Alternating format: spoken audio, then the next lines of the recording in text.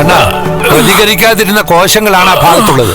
അതിന് പ്രതികരണശേഷി ഉണ്ടായിരിക്കുന്നു. ഇപ്പൊ വേദന തിരിച്ചറിയാം.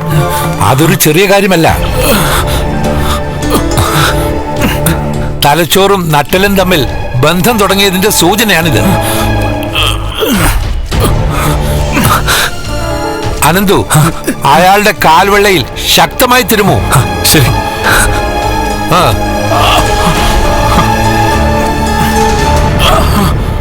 ഇനി തിരുവോണം വരുമ്പോ മഹാലക്ഷ്മി ഒറ്റയ്ക്ക് ഊഞ്ഞാലാടുമ്പോ മാറി നിൽക്കേണ്ടവനല്ലടൂ താൻ.